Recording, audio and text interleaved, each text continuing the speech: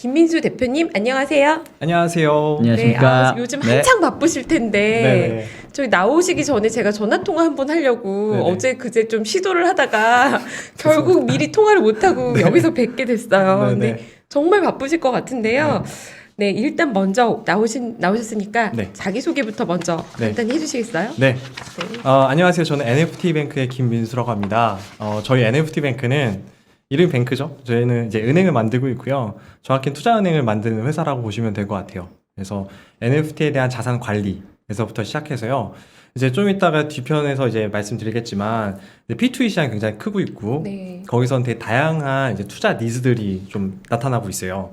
네, 그런 데 있어서 이제 뭐 일종의 주식 형태의 토큰이 나오기도 하고 뭐 채권 형태의 토큰이 나오기도 하고요.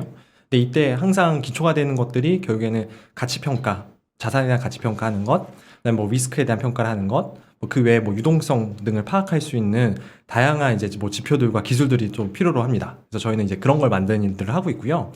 그래서 저희는 역시나 자산 관리에서부터 시작을 했다 보니까 저희 연동 관리 자산이라고 표현합니다. 그래서 유저들이 들어와서 자신의 지갑들을, 그러니까 크립토 지갑이라고 표현을 해요. 일종의 계좌 같은 것들을 등록을 하면서 이제 계좌 관리를 시작을 하는데, 이게 처음 시작했을 때 첫 달에 한 50억 규모에서 시작을 해서 지금 이제 한 5조가 넘었어요. 그래서 네. 전 세계에서 가장 많이 쓰고 있는 자산 관리 플랫폼이자 다양한 이제 금융 상품들을 이제 곧 있으면 만나보실 수 있는 그런 플랫폼을 만들고 있습니다. 디지털 자산을 관리하는 네. 은행이다. 네. 이렇게 볼 수 있는 거고, 맞습니다. 5조요? 네. 네, 와, 5조 원의 가치가 있는 네.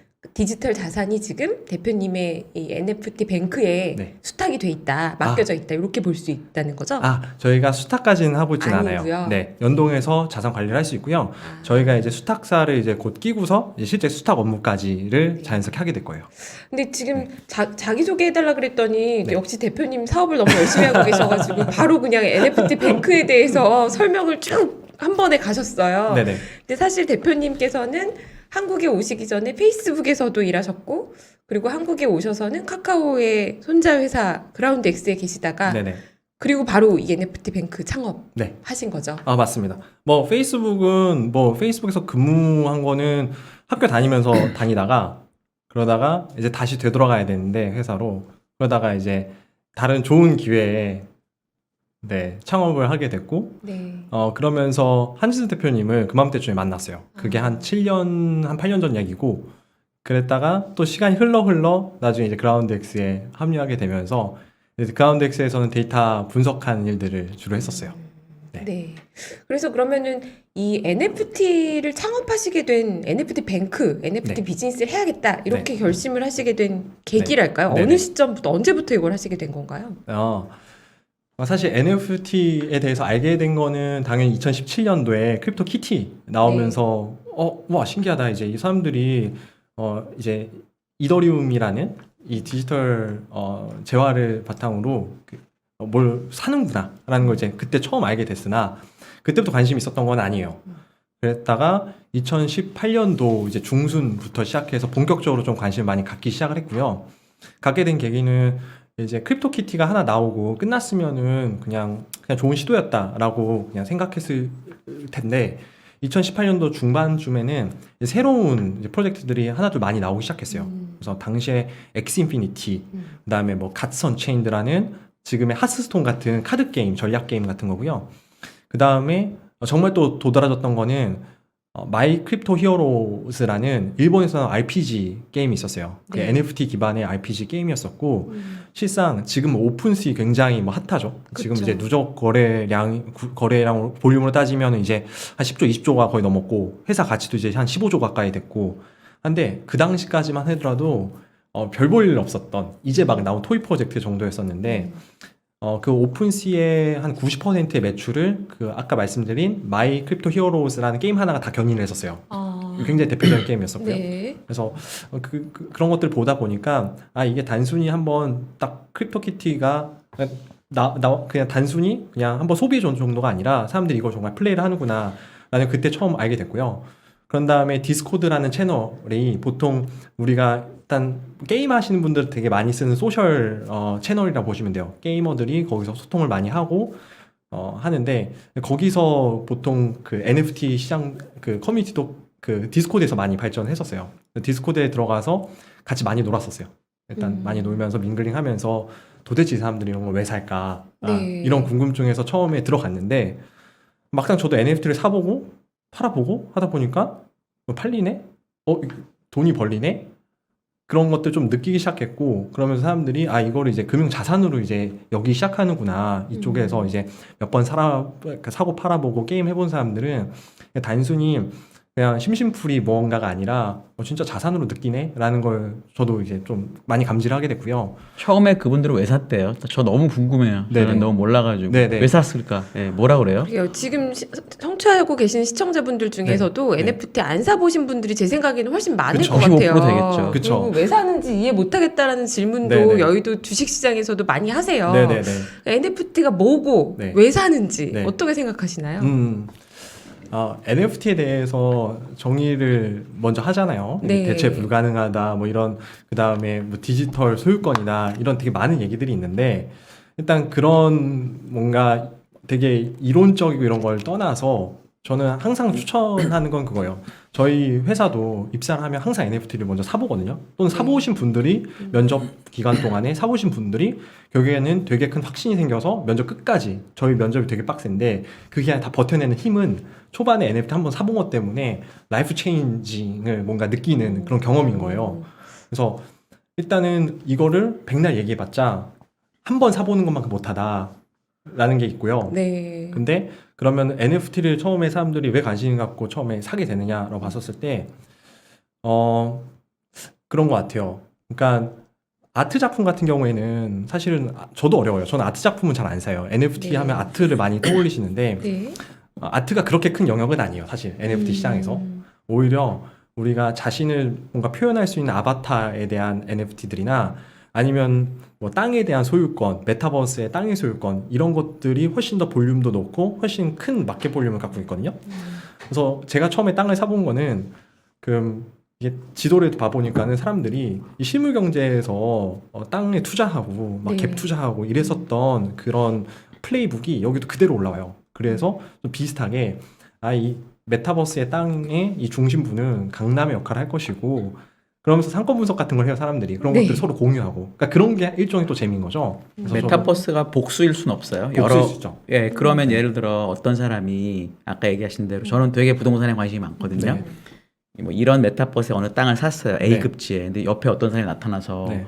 거기가 아니고 여기도 네. 메타버스 땅이 있다. 여기도 똑같은 건데 이렇게 주장할 수는 없을까요? 아니, 그러니까 최근에 그런 사례가 있잖아요. 사례까지 모릅니다, 그 메타버스가 유행을 하면서 어.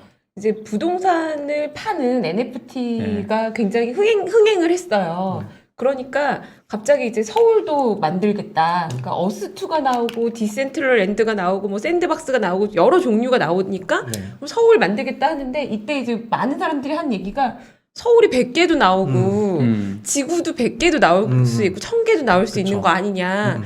그러면 왜 사는 거냐. 이런 얘기를 하는 거예요. 어떻게 네. 생각하세요? 그러니까 너무 궁금해요. 네.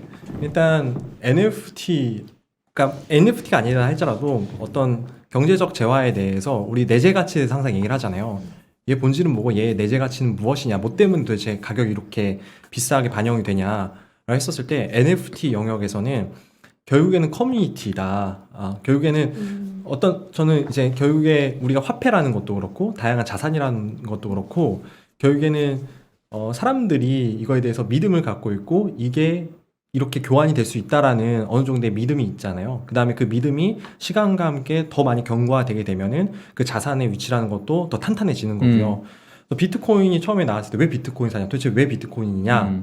그게 정말 우리가 어떤 커런시로서 쓸 수 있느냐라는 얘기가 굉장히 많았지만 지금은 되게 당당하게 디지털 골드라는 내레이티브를 정확히 이제 갖게 되었고 시간이 흐름에 따라서 변동성도 조금씩 줄고 있고요.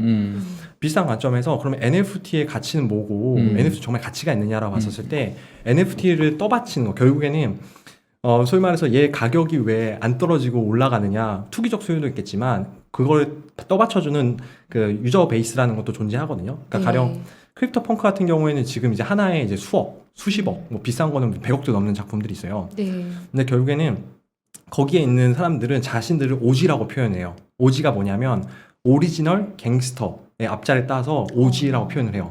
그 네. 뜻은 뭐냐면 글로벌하게 통용되는 글로벌하게 단어인가 보네요. 통용되는 영어로 단어예요. 영어로. 오지. 네. 네, 오지. 그래서 나 토박이다. 나 이 판에 옛날부터 믿음을 갖고 들어왔었던 사람이다. 그걸 증명하는 수단으로서 크립토펑크가 2017년에 나왔던 프로젝트였고요. 나름의 내러티브 중에 하나는 첫 NFT 프로젝트였었어요. 그래서 나는 이 판에 오래 있었고 오지였기 때문에 크립토펑크 갖고 있고, 그래서 나는 너네들처럼 지금 투기 소유나 갑자기 반짝해서 들어온 게 아니라 나 이 판에서 오래 있었던 거다라는 걸 증명하는 수단이었었어요. 질문. 제가 네. 또 거기서 궁금했던 게 네네. 크립토펑크가 결국은 이제 이렇게 그림 같은 거로 저희 네네. 이해하고 있잖아요. 음. 그럼 누군가가 그 그림을 복제하는 건 너무 쉽잖아요. 네네. 근데 복제를 해서 다른 사람이 나타나서 네. 권위 있는 누군가 있을 수 있잖아요. 네네. 그 사람이 다른 NFT를 부여할 수 있지 않아요? 그러면 나도 NFT 갖고 있다라고, 물론 얘랑은 다른 건 명확히 알겠지만 네네. 그렇게 주장하는 경우는 없었나요 지금까지? 있었죠. 그러니까 위작 그런 이슈도 항상 많긴 했었어요. 위작이라기보다 네. 그러니까 위작이 아니라 네. 뭐랄까 모작에 가깝죠. 아, 그러니까 네네. 같은 작품인데 네네. NFT가 다른 거죠. 네. 근데 얘도 다른 NFT가 고유인 거죠. 네네. 이렇게 주장하는 사례가 있을 많죠. 그쵸, 있을 굉장히 거 많아요. 그런 그러니까 건 어떻게 보통 사람들이 평가를 해요? 이더리움에서 나온 크립토펑크가 있었고, 그 다음에는 뭐 테라에서는 갤럭틱 펑크라고 해서 또 이 아류작들이 많이 나왔었어요. 그랬을 때 결국에는 그거는 커뮤니티에서 평가를 해요. 그러니까 이게 정말 찐이냐? 피어 리뷰 같은 건가요? 그쵸, 네. 그쵸. 일종의 그런 거죠.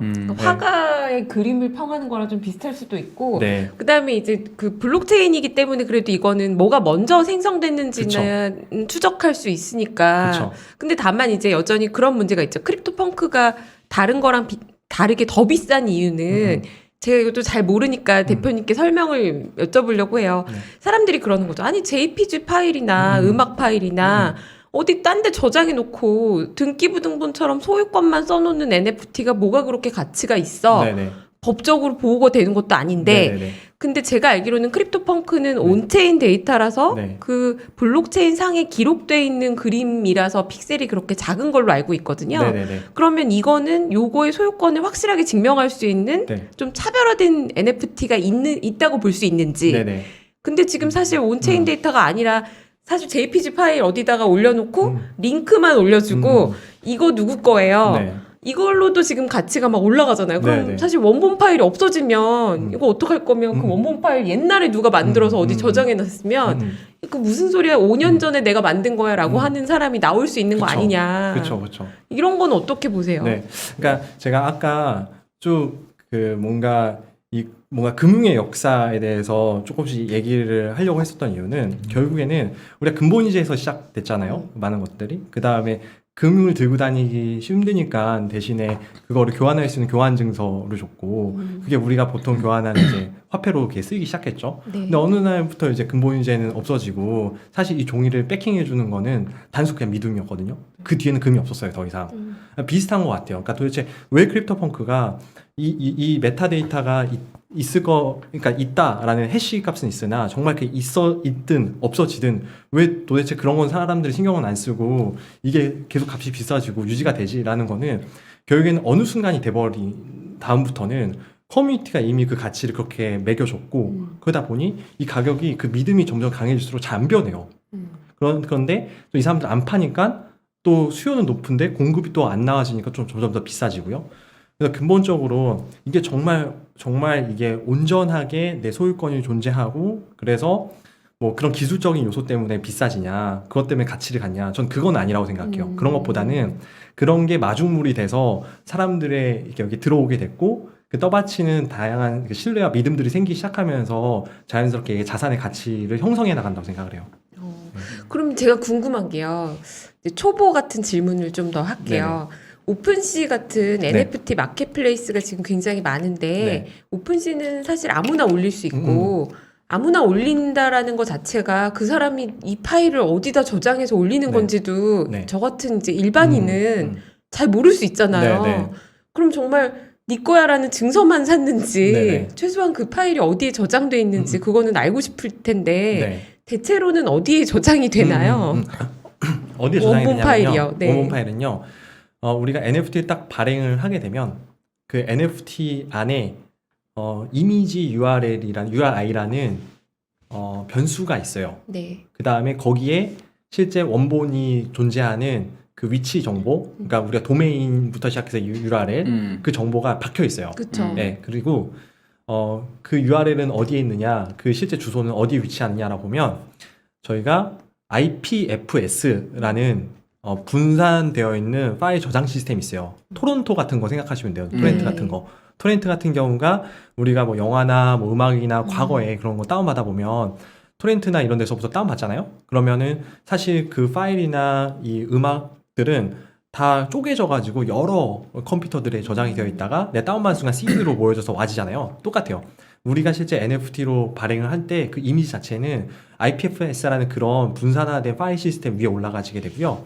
그걸 딱 올리는 순간에 이 픽셀들의 그 컨텐츠, 이걸 컨텐츠라고 그러는데 그 컨텐츠에 의해서 되게 고유한 지문 같은 게 나와요. 그걸 해시라고 표현을 하는데 그래서 컨텐츠가 바뀌면 그 지문도 바뀌어요. 네, 그래서 고유해요. 그래서 그 해시 값이라는 게 나오면 그 해시 값을 이 NFT에다 넣는 거예요. 그 뜻은 뭐냐면 만약에 이 파일이 실제 위변조가 되거나 바뀌게 되면은 해시 값이 바뀌게 될 거고 그러면 이 NFT에 저장되어 있는 그 값이랑 맞질 않게 되겠죠. 그런 순간 이제 문제가 있다는 걸 바로 알 수가 있겠죠. 네. 지금 나오는 대체로의 많은 NFT들은 네. 그 원본 파일이 네. IPFS 형태로 많이 저장되고 있기 때문에 네. 어느 특정 서버에서 한 명이 갖고 있는 게 아니니까 소실 가능성을 그렇게까지 걱정할 필요는 없는 맞습니다. 상황이다 이렇게 보는 건가요? 맞습니다. 그래서 그냥 팁으로 하나 더 다른 사이트도 알려드리면 네. IPFS가 과거에 가장 대중적으로 썼었던 공간이었고요. 그 다음에 Arweave라는 새로운 게 또 나왔어요. 네, 이것도 거의 비슷해요. 메커니즘상. 근데 여기가 조금 더 안전하다 뭐 이런 얘기 때문에 요즘에 Arweave를 또 많이 쓰고 있기도 하고요. 근데 어쨌든 두 개 다 목적하는 바는 어떤 하나의 그 데이터베이스에 이걸 넣는 게 아니라 그 분산화되어 있는 공간에 넣음으로써 어떤 한 서버가 떨어짐으로써 이게 제공이 못 되는 그런 현상들을 막기 위해서 분산해서 저장되어 있다라고 보시면 될 것 같아요. 근데 그 최고가로 팔린 뭐 비플의 네. 그 첫 5,000일 뭐 이런 네네. 그런 거 작품 같은 경우에는 네. 너무 비싸잖아요. 네. 근데 비싼 거를 그렇게 분산화해서 저장하면 불안하지 않아요? 그럼 그런 경우에는 그렇게 비싼 거는 뭐 따로 주나요? 네. 이거 되게 진짜 너무 좋은 질문이세요. 그러니까 요새 비디오 파일도 올라오고 하길래 맞아요. 용량이 커지는 것 같아서요. 네네네. 네. 이제 그런 질문을 많이들 하세요. 그러니까 우리가 NFT를 샀고 근데 NFT 산 게 도대체 무슨 의미냐? 어차피 JPEG 파일 그냥 복붙해갖고 내 쪽 트위터에다 올려도 되고 하지 않느냐? 이런 질문은 항상 있어 왔던 것들이거든요. 그러니까 근데 사실은 뭐 이제는 조금 더 대중들께서 더 이해도가 높아진 것 같아요. 그러니까 소유권에 대한 부분이 결국에는 있기 때문에 그거에 의해서 가치가 이제 내 소유 그리고 네. 내가 얼마든지 그 소유를 이전할 수 있고 그 다음에 제가 뭐 어디 나가서 많이 하는 얘기기도 하거든요. 그러니까 과거에 우리가 게임 아이템 갖고 있다고 그래서 뭐 증명할 집행거 막 1억짜리 그거 내가 아무리 게임에서 갖고 있고 실제 내가 1억을 써서 샀다 할지라도 그거 내가 은행 가져와갖고 이거 내가 저당 잡고선 담보로 잡고 돈 빌릴게요. 이게 안 됐거든요. 왜냐면 이게 내 소유의 것도 아니고 소유 이전할 수도 없잖아요. 그렇죠? 디지털 세상에 존재하는. 근데 반면 NFT는 그게 가능하단 말이죠. 그렇죠? 이거를 받아주기만 한다라 그러면 네. 내가 얼마든지 맡기고 전당포에 가서 돈 빌릴 수 있단 말이죠. 왜냐면 소유권 이전도 가능하고 전송하는 순간 바로 이제 이 사람께 되어 있거든요. 그러니까 그런 측면에 있어서 정말 본질적으로 그 아까 말씀하신 뭐 비플의 에브리데이스 이 작품이 뭐 800억짜리인데 그 사람한테 중요한 거는 그 이 이미지 자체도 물론 중요하겠지만 결국엔 그 이미지가 매핑되어 있는 이 소유권 자체가 훨씬 더 중요한 측면인 것 같아요. 그러다 보니 그게 분산 파일 시스템에 올라가 있어서 그게 만약에 조금 뭐 다른 사람들이 뭐 볼 수 있고 막 카피할 수 있고 이런 것들은 더 이상 이제 중요한 문제로 여기진 않는 거죠. 그게 800억이라고 그랬는데 그걸 800억이란 가격이 뭐 억션을 통해서 됐을 거잖아요. 네네네. 800억 누가 갔나요, 그러면? 작가가 가져간 작가가 가져왔어요. 네. 당신. 작가가. 네. 그러면 작가가 NFT를 안 했으면 가격이 얼마였을까요, 그게? 너무 좋은 질문이세요. 궁금해서 네네. NFT라는 것에 그 퓨어 밸류가 나올 거잖아요. 네네. 네, 그쵸. 궁금해서 어떻게 그쵸. 예리한 됐었나. 질문이시죠. 너무 네. 예리한 질문이시고요. 저도 전혀 답을 할 수 없는 그 질문인 그래요? 것 같아요. 네, 다만 궁금해서요. 뭐 모종의 내재 가치라는 게 이만큼 존재한다 네. 라고 했었을 때 그 위에는 뭐 프리미엄이 붙겠죠. 뭐 유동성 네. 프리미엄일 수도 있겠고요. 우리가 네. 작품 같은 경우에는 실제 그 실물 작품 같은 경우에는 그 유동성이 그렇게 많지 않잖아요. 실제로. 그 다음에 거래를 하는 것도 마찰이 여러 가지 많고. 그래서 이제 그런 프리미엄이 또 붙었을 수 있다.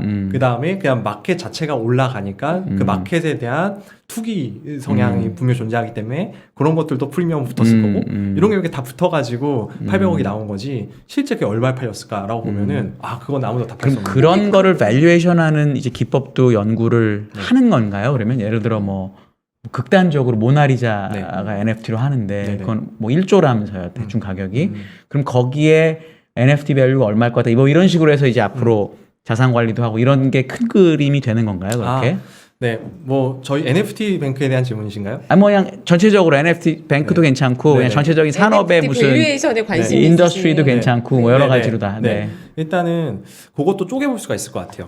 이게 가치 평가냐, 감정이냐 이게 좀 다른 영역이에요, 사실은. 그래서 우리가 아트 같은 경우에는 가치 평가라는 표현을 잘 안 쓰잖아요. 감정이라고 그러잖아요. 네. 그래서 이건 좀 다른 영역인 것 같아요. 그리고 이 감정이라는 거에 있어서는 여러 가지 팩터들이 들어가게 되죠.